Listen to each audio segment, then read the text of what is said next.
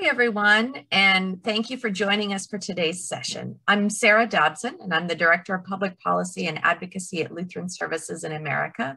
I'm really excited to welcome you to this webinar. It's called COVID-19 and Poverty in the U.S. It's part of our ongoing Strength and Service series. That's a virtual gathering of the best minds in our space that's really laser focused on examining and tackling the unintended consequences and uncertainties in today's climate. Today, we'll hear from the team at the University of Notre Dame Wilson Sheehan Lab for Economic Opportunities, known as LEO. They'll share their results from a groundbreaking study they've performed to assess the impact of COVID-19 and federal relief packages on our national poverty rate. They'll also be sharing information on how they can support your own programs to address poverty at the local level. So it's been 1 year since COVID-19 arrived in the US, and although we're just beginning to understand the long-term effects it will have on our economy, organizations like LEO can help us evaluate the real and continued impact that we as Lutheran Social Service Ministry organizations have in bringing about better outcomes for those currently in or at risk of entering poverty. And now it's my sincere pleasure to introduce Heather Reynolds, Managing Director at LEO, and Jim Sullivan, the co-founder of LEO and the Gilbert F. Schaefer College Professor of Economics.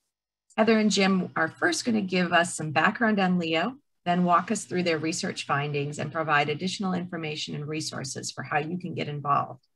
There's also going to be time, of course, for Q&A at the end, so feel free at any point to enter questions into the chat box, which we'll be monitoring, and we'll address those after Heather and Jim present.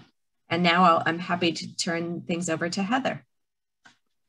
Thank you so much, Sarah, and thank you to all of you who have given so generously of the hour to come and learn a little bit about LEO, as well as what we are learning as it relates to poverty in light of this pandemic that, you know, everybody is experiencing across the world, but is obviously disproportionately impacting those in poverty.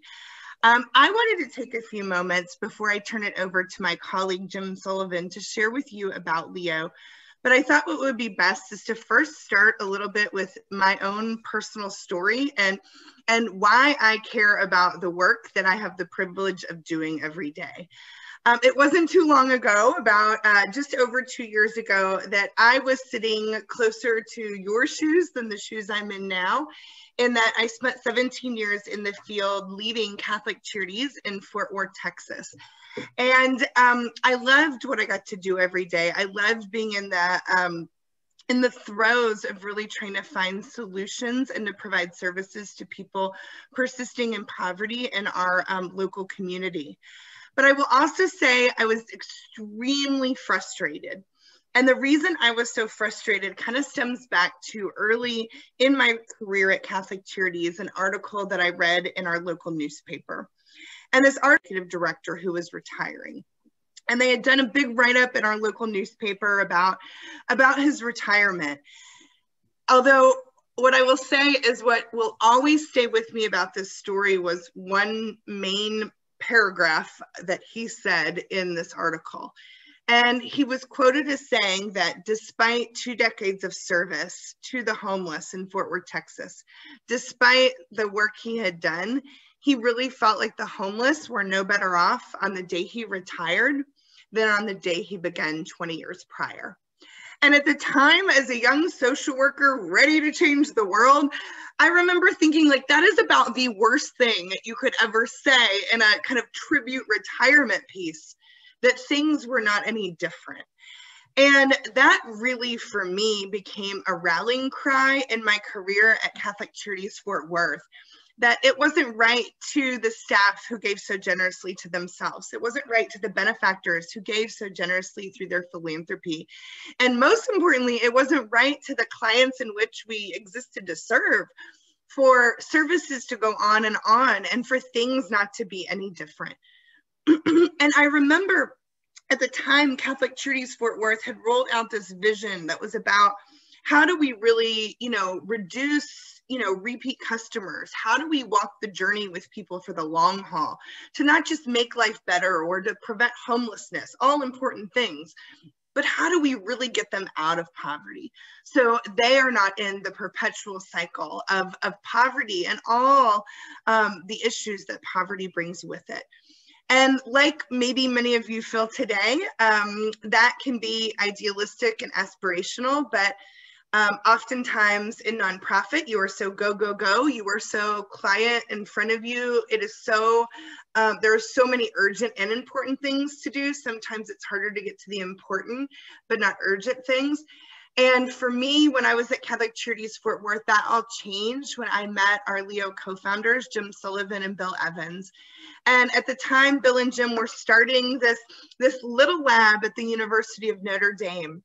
And their idea was, how can we bring our research muscle at Notre Dame to the table to answer important questions that we need to get answers to understand what works and for who does it work, and where should nonprofit leaders and policymakers and philanthropy and everybody of the like invest to really make the biggest difference and make and to make life better for low-income Americans across our country.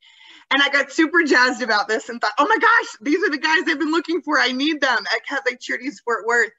And so we began running study after study with the University of Notre Dame's LEO, and it changed everything because I became a leader who then understood where to invest. I became a leader who understood more about creating a culture of impact and evidence building within our organization. And I ultimately, which is why we existed, is I believe that people got better services that they needed and services that had the evidence behind them that they would work.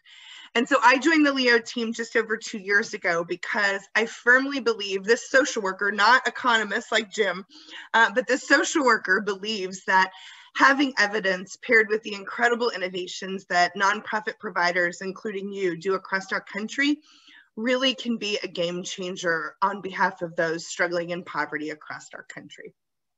So let's talk about what we do at LEO. You know, all across America, service providers are doing incredible work to tackle poverty, but we know too little about what works and why what works actually does. And so we exist at LEO to help service providers apply scientific methods to better understand your particular programs and services and how it's impacting the outcomes you desire to achieve with your clients. And then our goal of that is to actually take that information and share that with the broader community so your successes can unleash many more successes for low-income people across our country.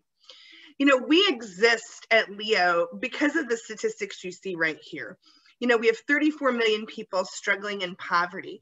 50% of Americans, by the time they reach the age of 60, will have spent 12 months or more of their life in poverty. You know these statistics. You see these statistics not just as statistics, but as faces as people walk through your door. We also know that over $1 trillion a year is spent on fighting poverty, but as little as 1% goes to evidence-based programs. And so if you look at what we do at LEO, is we really spend time finding innovators across the country. And one of our goals today is to share with you what we've learned and what we found as it relates to poverty in the face of a pandemic, but also in hopes that you go, you know, I really want to get to know these LEO people because, you know, we're innovators and we're doing really great things and maybe this could be a good partnership.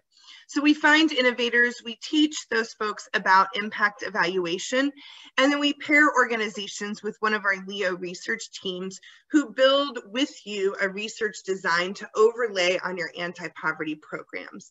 As we run these studies, we learn and we help you iterate what you might need to iterate based on what we find. And then as things get proven out, we work to share those findings and to work to scale the work that you're doing. At LEO, we have some core beliefs that I think are really important to talk about, mainly because we recognize we're an academic research lab, and we want you to know our heart and kind of the perspective in which we come from. The first thing I think that's important to note is we believe poverty can be outsmarted. And we also believe that we as a research team don't have the answers. We believe you do. We believe in the value of subsidiary, that those closest to the problem have the best solutions. But we also believe that in the social service industry, in the policy making, and in even philanthropy, too often people's thoughts or opinions or hunches or assumption is what guides funding and policy and sometimes even programming. And we believe that evidence really is key to light the path for learning, so we can know what works, at what frequency, at what sequence, and what intensity. And then lastly, we really believe that families deserve interventions that work. I don't know about you, but if I went to my doctor and she prescribed me some sort of pill to take for some health condition I had, I would expect that that pill was tested. I would expect that that had some degree of evidence behind it. And we believe at LEO that families persisting in poverty are already under the toxic stress of poverty, that when they reach out or interventions are designed to serve them, that they deserve services that are backed by evidence and services that are proven to work. At LEO, we have been in growth mode and continue to be in growth mode because we believe strongly that the more we can create evidence, the more things can really change across our nation. To date, we have 76 research projects going on with 93 partners in 34 states across the country. And these projects that we're doing are all anti-poverty focused, and they're anything from figuring out answers to homelessness and housing, to education or maybe community college persistence, to self-sufficiency, to health. Basically anything that really helps us understand more about successful interventions that impact people's life as it relates to low-income Americans. Our long-term goal at LEO is really about reducing poverty and improving lives. And the way we believe we will get there is through evidence-based programs and policies. So that is just meant to give you a quick framework for who we are and why we do our work. I will talk a little bit more toward the end of the presentation on how, if you're interested, you can partner with us. But at this time, I will turn it over to the fabulous Jim Sullivan, who is going to walk us through his amazing research on poverty during the pandemic. Jim. Oh, Jim, you're on mute. Well, you missed my great joke. So thank you, Heather, and thanks all for joining me. I'm delighted to have an opportunity to share this research that I've been working on over the past year that explores what has happened to poverty in the context of this global pandemic, poverty here in the United States. And not that this question really needs a lot of motivation, but I'll provide a little bit of background for it. As I'm sure you all are aware, we've seen a very sharp decline in economic activity here in the United States, and that has hit the US labor market particularly hard. A number of statistics I could share with you, but here I'm just showing you the employment rate in the United States over the past 2 years. And what you can see is leading up to the pandemic, the fraction of adults in the United States that were employed stayed fairly flat, and then the bottom dropped out. And in fact, this decline in April of 2020 is the largest one-month decline in employment on record. Since then, we have seen a bit of a bounce back, but it's important to note that we have a long ways to go to get back to where we were prior to the pandemic. On top of that, there has been some talk about the pandemic being this grand equalizer because everybody has been affected by the pandemic. In fact, nothing could be further from the truth when you think about it economically. Economically speaking, the pandemic has hit those at the bottom of the distribution disproportionately hard. Over the past year, we've lost about 10 million jobs. And if you look at this figure, it breaks it up in terms of those at the bottom 25% of the wage distribution, those are the second 25%, et cetera. And what you see is that most of the lost jobs occurred for the lowest wage earners. And in fact, if you look at the top of the wage distribution, we've actually seen a gain in jobs. And so what has happened as a result of the pandemic is we've lost jobs that have disproportionately hurt those the most disadvantaged among us. And this has led to, and actually early on, before we even had these data, these forecasts about pretty gloomy prospects with regards to poverty. And so this is a New York Times article from April of 2020 that forecasted that we might see the highest poverty rates that we've seen on record, perhaps the highest in the past half century. And one of the reasons that this forecast missed the mark is because it didn't also fully anticipate that the federal government was going to respond. And so at the same time that we see this very large shock to the US labor market, we also see an unprecedented government response. And this came, we've now seen this through the series of multiple relief packages. The two key components in these relief packages, I'm sure you've heard a lot about. One are the stimulus payments, the economic impact payments that went to the majority of households in the United States, as well as expanded unemployment insurance benefits to make the unemployment insurance program more generous for those who lost their jobs because of the pandemic. Just to kind of give you a flavor of the magnitude here, even if we just focus on the initial CARES Act, the first relief package that the federal government passed, part of that was the stimulus payments. Over the course of just a few months, the federal government wrote nearly 160 million checks totaling $250 billion to households all across the United States. These economic impact payments, as I will show, went a long ways to staving off abject poverty during the pandemic. In addition to this, we saw an expansion on unemployment insurance, not just in terms of the generosity, but also just in terms of who was eligible and the number that received it. This figure shows you weekly unemployment insurance claims in the United States over the past, a little over the past 12 months. And what you see is leading up to the pandemic, we would process about 250,000 claims a week for unemployment insurance. And that's pretty standard when we're not in a serious recession.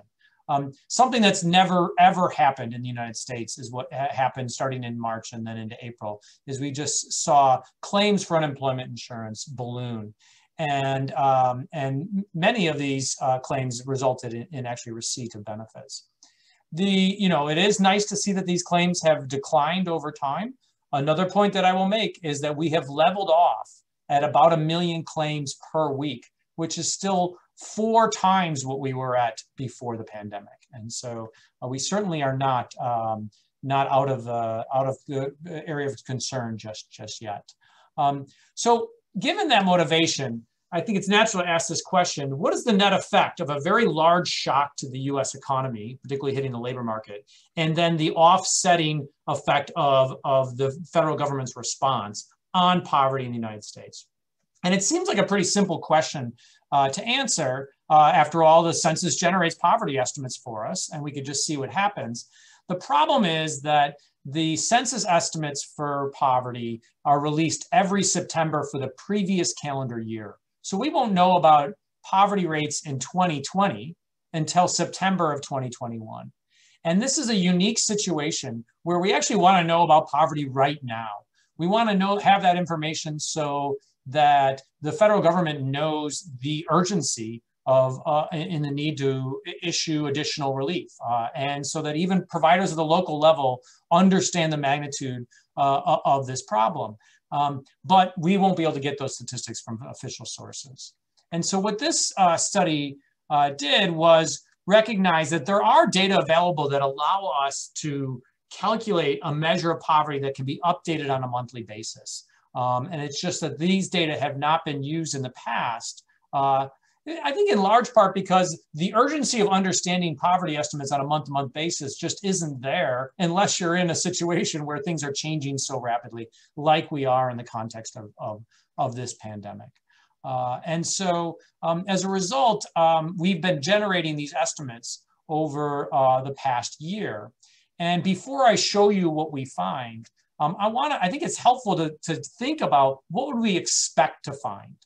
So I'm going to kind of walk you through a hypothetical family of 4 and think, what would we expect to happen as a result of the pandemic? So let me kind of explain this figure because there's a few moving parts. This hypothetical family of 4, I'm assuming that their pre-separation earnings, meaning prior to prior to the pandemic and their loss of a job, put them at about 75% of the poverty line. So they were making a little over $19,000 a year prior to the pandemic. And what I'm plotting here is their annual income as you look over the previous 12 months, and then as that updates each month. And so that's why this is flat at around a little over $19,000 prior to the start of the pandemic. So their monthly income was a little over $1,600, giving them an annual income of a little over $19,000. Now, what I want to assume is that first, all of their income comes from earnings initially, and there's one earner in the family, and that individual loses their job as a result of the pandemic, starting April 1st, 2020, as happened to millions of Americans. And then I'm going to consider two scenarios. One scenario is, let's suppose the federal government did nothing, and they didn't respond with any relief packages whatsoever.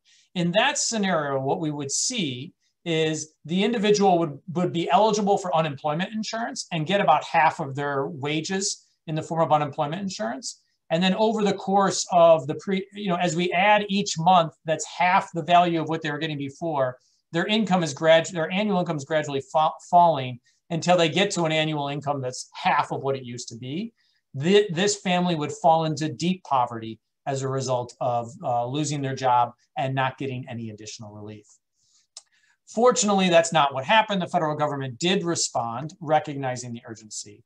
And let me walk through what happens and a bit of the roller coaster ride that this family would endure as a result. In April, this family would receive a $3,400 stimulus payment on top of their unemployment insurance. There was the unemployment insurance bonuses or supplements that were $600 a week at the time. That would give them a monthly income of $6,800, more than 4 times their monthly income prior to the pandemic. But because it's only 1 month over the previous 12 months, they're not quite out of poverty yet. If you accumulate those government benefits over several months, this family ends up having annual income that raises them above the poverty line. And so what you see in the first few months after the start of the pandemic, families near the poverty line, if you count the government transfers, were actually lifted above the poverty line temporarily. Then the economic impact payments were one time. The unemployment insurance supplements expired in July. And what we would see is that their annual income would gradually fall as they no longer got those benefits. In December, the federal government issued another relief package that included stimulus payments and those unemployment insurance supplements again, and then we would see that this individual family's income would rise further above the poverty line. In other words, poverty would fall. So taking this together, what we would expect to see is that poverty falling as incomes rise above the poverty line for some families early in the pandemic, poverty then rising, incomes falling here as a result of an expiration of these benefits, and then poverty falling again. That's just kind of a simple simulation. Now let's turn to the data and see what we actually find. And the pattern is very close to what I just described. There's a couple of points I want to make about these are our monthly estimates of annual poverty updated each month before and after the pandemic. The first point I want to make is that poverty was falling leading up to the pandemic. The official estimate of 10.5% for 2019 is the lowest estimate of poverty on record, and it had been falling for 5 years straight. What happens when the pandemic hits and millions lose their jobs? Well, poverty fell even more sharply. And the reason poverty fell more sharply was because the government response more than offset the loss in earnings. What we see after that point, when many of those benefits expired, is that poverty then rose quite sharply. We see an increase of poverty since June of 2.4 percentage points, a very sharp rise in such a short period of time. Those of you that are interested in following these estimates over time, we're generating these and updating them monthly, and we make these estimates available at a dashboard online at povertymeasurement.org. So as we go forward through the pandemic, feel free to visit this dashboard to get updated estimates. But let me dig a little bit deeper and make a comment about what happened, how this differs across demographic groups. Early on in the pandemic, if we look at changes in poverty before the pandemic and then the period of April to June, what we see is a decline in poverty across many demographic groups. And in actuality, these declines are fairly comparable. So many groups enjoyed an increase in family income during this period. If you look at after June, going forward when poverty was rising, there are some noticeable differences that I think are important to point out. First, we see the sharpest rises in poverty for people of color, for those with a high school degree or less, and for children. So it's really the disadvantaged groups, and this goes back to those low wage earners that lost their jobs, that are really paying the highest price as a result of the pandemic. Now, some of you, but if you take this on aggregate, poverty rates today are only about 0.5 percentage point higher than they were prior to the start of the pandemic. And some of you might be thinking that that doesn't resonate with your experience on the front lines fighting poverty. What about all these people that are hungry and are showing up in food kitchens? What about all these clients that are coming to us saying that they can't put food on the table? How can that be consistent with estimates of poverty that are just a little bit higher than the start of the pandemic? And that is a legitimate question to ask, and one might think of it as a puzzle, is how can you have rising food insecurity at the same time that we see falling poverty? And the key point that I want to make in response to that is that the data I'm showing is current income poverty. It is their temporary state, and things can change over time quickly. And it's by no means a comprehensive measure of economic well-being. One very interesting statistic I like to share is if you look at income and consumption over time in the United States, this goes all the way back to 2005, and this is for all households. The gray dotted line is income, and the blue dotted line is dashed line is consumption. You see that these two series track each other really closely. And then something really strange happens when the pandemic hits. Income goes up because of the federal stimulus packages, the CARES Act. Consumption falls, right? What's happening here are people are really nervous about their future prospects, their economic prospects. And that is leading to all sorts of stress. And Heather mentioned the toxic stress of poverty, not knowing whether or not or when you will ever be able to regain stable employment. And so the key point I want to make is that although poverty is pretty similar to where it was before the start of the pandemic on net, there are other important concerns we want to keep in mind that have happened as a result of the pandemic. Clearly, the health concerns are paramount during this period. There have been disruptions of daily life.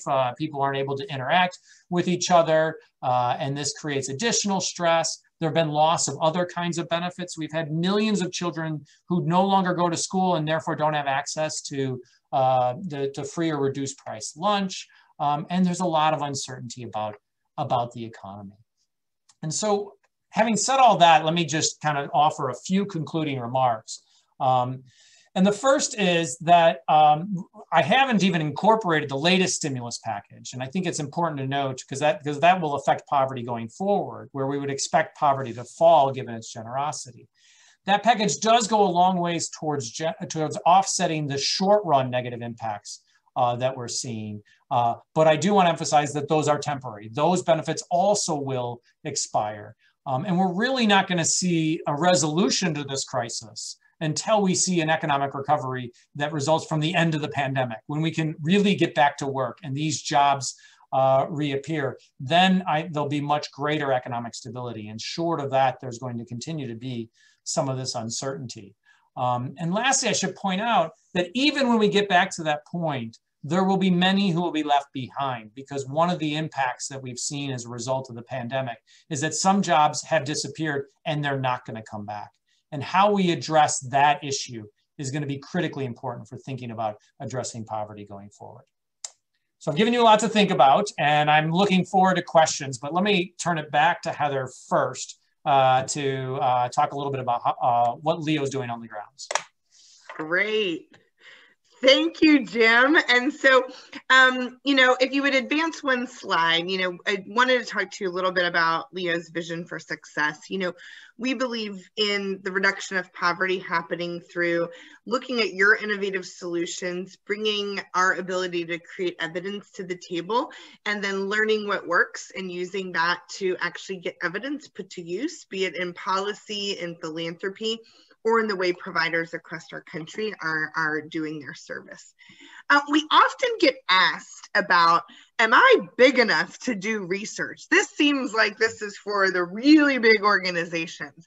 And that is why I just kind of wanted to throw this chart up for you to see that I think it's really important to note that Leo works with organizations that come in all sizes. The largest organization our Leo works with is a $159 million nonprofit organization, and the smallest is one that has a $37,000 a year operating budget. As you can see, about 60% of the organizations we're partnered up with our organization's under $10 million in an annual operating budget a year. What we have found at Leo, and I'll cover this in a few moments, is there's a lot of other things that matter more than size of an organization. And so as you're thinking about, is a Leo partnership right for you? Our whole point of this is don't let size of your annual operating budget be a factor to say if you're research ready or not. I wanted to take a minute, knowing that so many of you in this space within the Lutheran Service network are really engaged in senior programs, to just highlight one example of a project that we are running.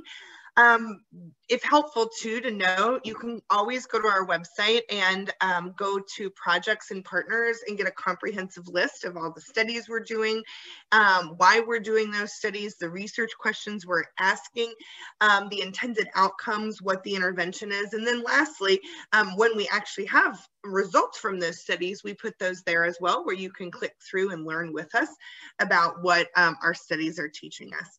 But to take this specific example, this is an example of a project we have been running with Catholic Charities in Chicago. And the idea, the issue we're trying to address with them is, obviously we all know healthcare is very costly. Thankfully, medical insurance can help ease this burden, but if you're disabled, over 65, or have a pre-existing health condition, finding affordable healthcare or health insurance can be a really daunting task. One of the things providers have helped us understand, and something we've seen through our research, is that, you know, frequent hospital readmissions are a very expensive problem for patients, for healthcare workers, and also, you know, government spending. Today, the number of readmissions of hospitals incur each year is often used as a proxy for the quality of healthcare services that are provided. And now Centers for Medicaid and both Medicare limit reimbursements for hospitals, as many of you might know, with readmission rates above a certain threshold. But for people in poverty and for hospitals that focus specifically on low-income populations, readmissions continues to be very common. Many patients experience setbacks following their discharge from hospitals, and many of these setbacks are actually for non-medical reasons. Patients in poverty often don't have the resources they need to schedule follow-up appointments or to pick up or manage their prescriptions. They also sometimes don't have the social support they need at home to recover and to maintain their health. And then also logistics can also pose a major problem. A transportation to follow-up appointments or even to a pharmacy can be difficult. And some even have to decide whether their limited income should be spent on food or the medication they need. And these barriers, and then what comes with these barriers, are hard choices, can lead to really poor health outcomes. And oftentimes that translates to a return to the hospital. And with more expenses, it just becomes a devastating cycle, keeping victims in poverty and also in bad health. And so we started a partnership with Catholic Charities in Chicago, and they had designed a program called CCTP. And the purpose of this program was to reduce hospital readmission rates and help Medicare patients transition safely from the hospital to full recovery. And they were specifically focused in on serving 70 low-income zip codes area in the greater Chicago area. What the intervention was is that participants are connected to a social worker or a transition coach who helps to coordinate their transition upon discharge from the hospital. These coaches visit with patients in the hospital, in their homes, and also by phone to support them through their recovery process. They provide guidance on proper nutrition and how and when to take their medications, and help them schedule and organize everything that needs to be organized for them to fully and successfully recover. Coaches are also serve as referral sources to other community-based organizations that might be valuable to the specific person they're working with. And so the research question that we did with them was trying to understand if helping Medicare patients manage their transition from the hospital to recovery, improve their health outcomes, and reduce the likelihood that they are readmitted. And so what Leo was able to do in this case is set up a research study with Catholic Charities Chicago, because some patients were able to get this service and some were not able to get this service because of limited resources. And what we were able to find is that this program reduces 30, 60, and 90-day readmission rates by about 19% for those who got it versus those who didn't. In addition to that, what was really exciting to us is a simple cost-benefit analysis also suggested that this program reduces readmission expenses by $100 more per patient when it comes to administer this program. Since its launch, this program has served about 11,000 patients, and this is something that we at Leo are continuing to expand and to study, because we want to continue to learn that this works and that it is a cost-effective way to serve those who have a high likelihood for readmissions into the hospital. So our ask today is to partner with us, and partnership can come in many forms. One of those forms is to learn with us, to follow us, to sign up for our e-blast, to get engaged with us so you can stay informed about the evidence we're building and what we're learning. But even deeper than that, we would love for you to consider engaging with us at Leo in terms of actually being a part of creating evidence with us. And just to share a little bit about how this works, if you look at kind of how traditional program rollout happens, a lot of times, you know, a provider such as yourself develops a program in response to community need. And then what you're doing is spending a lot of time measuring how many did you serve and kind of what were the outcomes of the people you were working with. The way research with Leo works is a little bit deeper of an experience. How we work here at Leo is through a process that you can see, next slide please, that really walks a journey with you. So the first place we start is that of connect. This is when we spend time getting to know you and you getting to know us to see if impact evaluation and the creation of evidence and what you want to understand is good for you and also something we would be able to achieve for you here at Leo. Then from there, we invite you to apply to be a part of our partnership program. Organizations who are selected to be a part of our partnership program go through a day-and-a-half workshop where they learn about all the ins and outs of impact evaluation, how to build your capacity for this sort of work, how to develop the right culture for this sort of work. And at that point, you are paired with your Notre Dame Leo research team that then works through the next stage, which is all about designing your study. We have a lot of people ask, how long does it take to do this work? And what we typically tell organizations is to design a study. We know you're very busy and we know you have to carve out time for this. And so design lasts about 16 weeks where you spend an hour on a phone call with your research team. And then usually there can be up to an hour of other work that you need to do in between those meetings that you have. Again, 2 hours of time may be something you go, I don't know if I have 2 more hours in my week, but what I would say is that we have broken this down into bite-sized pieces so you can actually make research a priority. From there, you come back to a second workshop and present your research design. You do that to us at LEO, to other economists we pull in across the nation who are interested in your subject matter. And then also benefactors that we pull together. And while there's no guarantee that those benefactors will invest in your work, our goal is to give your work as much exposure as possible.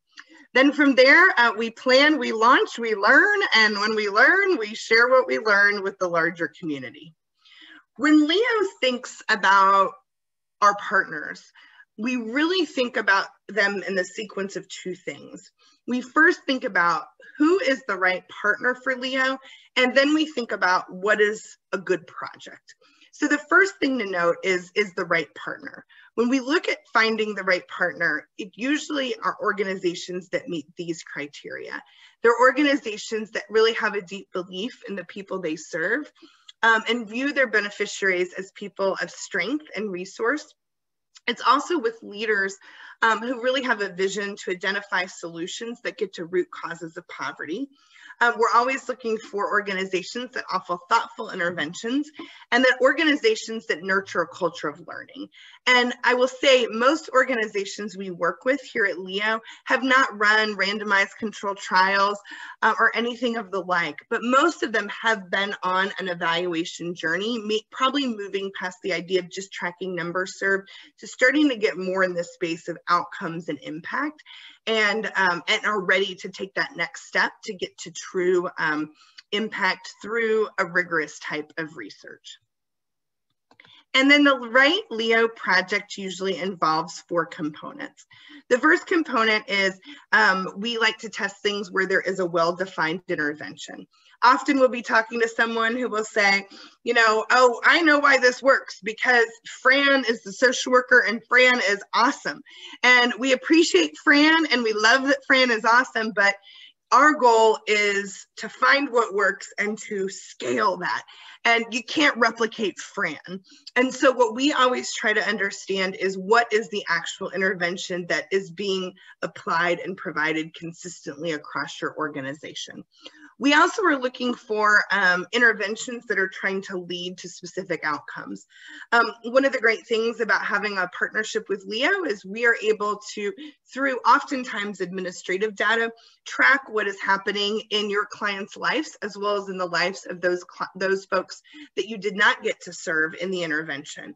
And outcomes that we're often looking at are things like what happened to earnings, what happened to employment, what happened to benefit utilization, what happened to engagement in the criminal justice system or education levels, or in the case I explained a minute ago, what happened to hospital readmission rates. A lot of the outcomes that we look at are outcomes that really tie to things that we can track and follow in administrative data. The next thing is we look for organizations that can recruit an ample sample size. And what that means is there's no magic number, unfortunately, of how many we need in a study. If you ask Jim, he will say more because we always need more. And the reason we need more is because we want to come back to you and tell you as precisely as we can the impact of your intervention. And also when we have more, we can also delineate and understand who it worked best for. But typically speaking, what we're looking at is organizations who are providing a very intensive service. Oftentimes those studies will have several hundred people in them. And if somebody's providing a light touch service, those studies will have several thousand people in them. And then the last piece that makes for a right LEO project is that we can use a comparison group.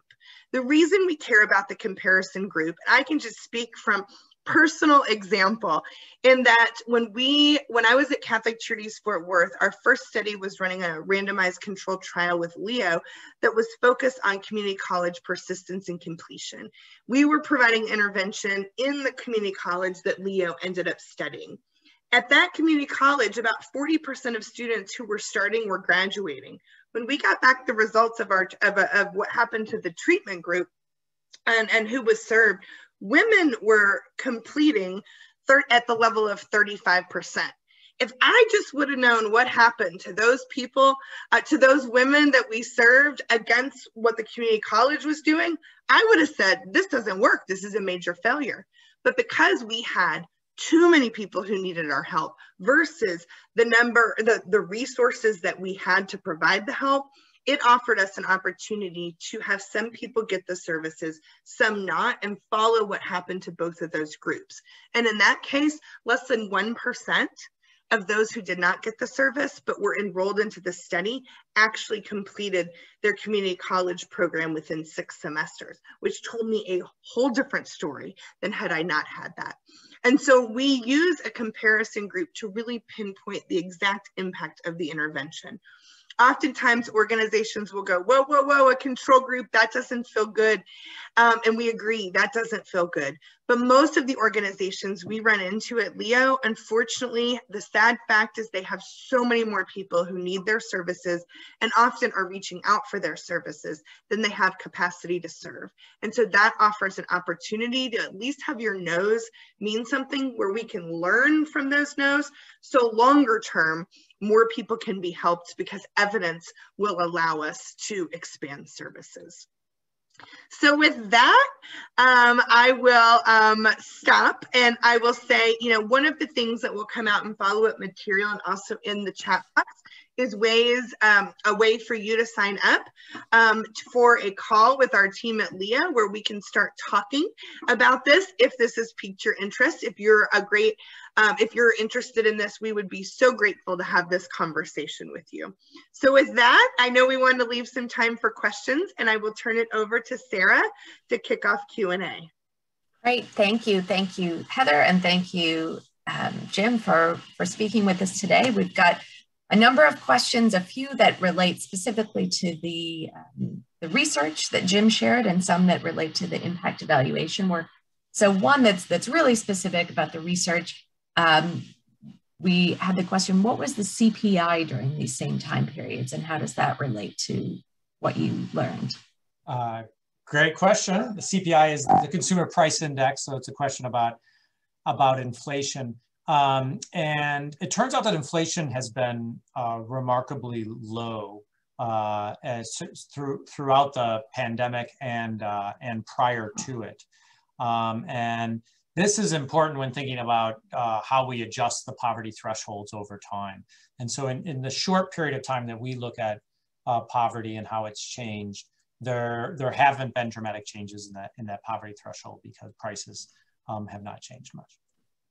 And I know you touched on this a little because in mentioning that there's obviously been a new piece of legislation, a new law that's come in that you haven't had a chance to incorporate, but do you intend to expand and continue this research, this real-time estimate study? Yeah, when we got into it, we thought we were going to look at what happened in the initial part of the pandemic and we'd be done. And next thing you know, we've created a dashboard and now we're setting up a team to run this indefinitely, really, because well, the urgency to know this information persists, and the most recent relief package, the American Recovery Plan Act, is the biggest yet, and particularly when it comes to allocating resources to households. And so our plan is to continue to generate these estimates. We're going to make them available at povertymeasurement.org on a dashboard. And what we know from the recent experience in terms of seeing the clear effect of the relief packages on poverty is that given the amount of resources that are in this most recent package, we're expecting poverty to actually fall quite a bit over the next few months as households receive these benefits. But a lot of these benefits will be expired by the time we reach September, and if the labor market hasn't recovered by then, we're back to this volatility for these disadvantaged households. And are you intending on, or do you know of other groups that are intending on using kind of what you've learned from the study to advocate for increased federal assistance and other assistance packages? And I know that's not maybe the role exactly of Leo, but it seems like something just being in advocacy that could be used to kind of shore up those arguments. Yeah, so it's a good question. It speaks a little bit to how Leo disseminates. So I'll Heather, let me respond, and maybe you can also talk about how when we get other evidence on the impacts of programs at the local level, how we share that. You know, we are very careful to say we don't advocate for specific policies, although we do advocate for evidence. And so we're comfortable advocating that. But we also want this evidence to not, you know, lie in a obscure economics journal and nobody hear about it, right? So when we have good evidence, we do work to make sure that policymakers are aware of it. And so in the context of the Poverty Measurement Project, we are working with various think tanks and media outlets and talking to policymakers so that they're aware of what's happening, so they understand the need to respond. But we do kind of shy away from being very specific about what exactly the federal government should do in that context. Thank you. Yeah, and maybe to give two other examples there in some of our other work at Leo. One example is one of our great partners is the Goodwill Excel Centers. These are really cool model. If you haven't heard about them, check them out. But, you know, our evidence that we've built with them has shown that they work. And they have been trying to get into other states, which requires a little bit of legislation change in order for them to do their work. And so their particular need as a provider was for us to provide written testimony on our research and the impact of what we've seen with Goodwill Excel Centers so they can use those in the states. Another example, and this is a big leadership with Jim, is, you know, we have done a lot of work in the community college persistence and completion space. And so we had the fortunate opportunity to partner up with several foundations and a think tank organization in DC. And we were able to work with them to craft a paper, and you can find this on our website, that's really synthesizing all the literature out there that is backed by randomized controlled trials of what works to help low-income students persist. And Jim's one of the authors on that, and they were really able to kind of delineate down the similarities between the various models of what was being shown worked. And because of that now, there's a group in DC who's really pushing that forward to try to get funding allocated for interventions that have those components and are willing to be backed by this level of evidence to help achieve some of our workforce issues across the country. Great, thank you. And then we've got a couple of questions that relate kind of specifically to the impact evaluation and the work that Heather, that you had shared. So I know you touched on a little bit kind of how it functions and how it would work, but do you typically find it's better to partner with Leo to study an existing program or a new program that's about to start, and how does that work? That's a great question, and the answer is, unfortunately, it depends. We've done multiple things. So a lot of organizations say, this is our model. We want you to come in and test this model. Some organizations say things like, this is the core of what we do. And we've always wondered if we added on this extra intervention, if outcomes would improve for those we serve. But we don't want to invest millions or hundreds of thousands of dollars into something new until we know it works. And so sometimes organizations will want to add a tack-on service and do the experimentation there. Some of our organizations are large multi-service organizations, like I'm guessing many of you are. And the benefit of that has been oftentimes we view ourselves at Leo as your lifelong research partners. And so oftentimes with several of our multi-service organizations, we're on project 2, 3, and 4 with them because we studied one aspect of their mission and they want us to do other things as well. Right.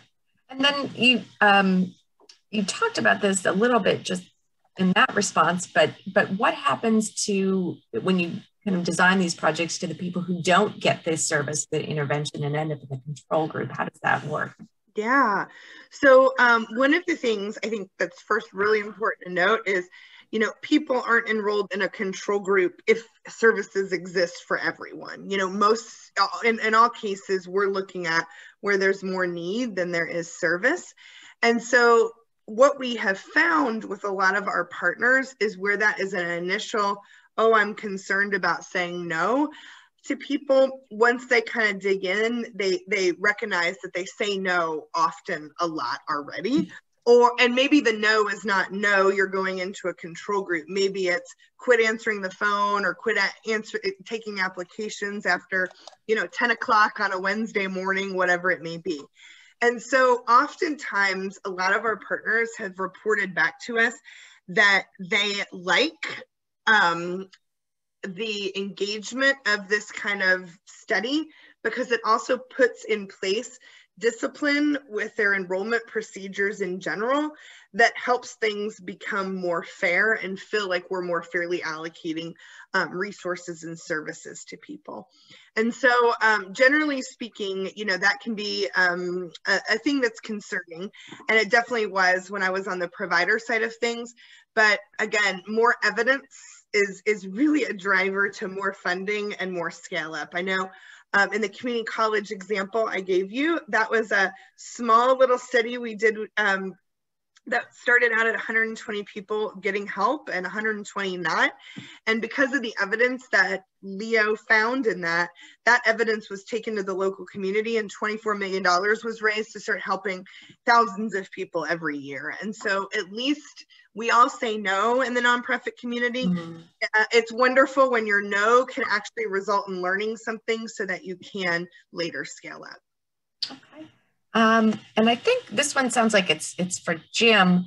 Are there other partnerships or projects or studies that Leo is working on now, or kind of plans to talk about reducing the overall cost of healthcare in the country? We're thinking about things, I think, like addressing social determinants of health and what that means for reducing costs for Medicaid or Medicare recipients. So yes, indirectly for sure. And Heather's CCTP example is a good case of that. So one of the things that hospitals are really concerned about is readmissions. So when patients leave the hospital, they don't like to see them come back. And in fact, there's additional expenses to the hospital if they come back, and if they're covered under Medicaid or Medicare, if they come back in a short window of time.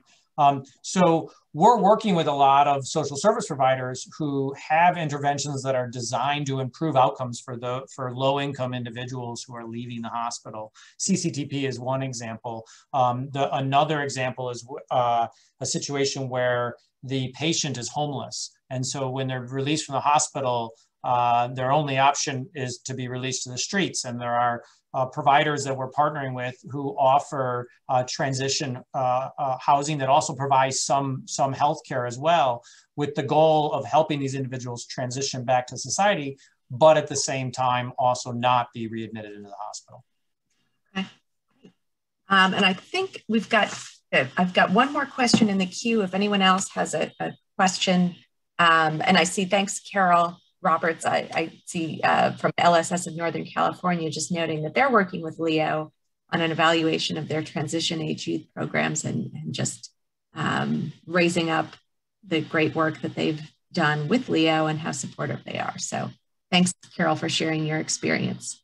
And just, I guess one last question then that we've gotten, how should an organization that provides a number of different services, multi-service organization, think about where to start with research if they have a number of different areas or different projects they work on? That's a great question. And what I would encourage is, first starting with like your strategic areas of growth that you really want to, focus on as an organization. And really, if those are 3 to 5 things, then hop on a call with us at Leo and we can talk through those various things that are really mission core to you in areas you intentionally want to grow over the coming decade. And then we can start talking through if they would make this kind of research project. Right. Well, so I don't see any more questions in the chat box, and I don't see anyone with a hand raised, although I may not be the only one looking.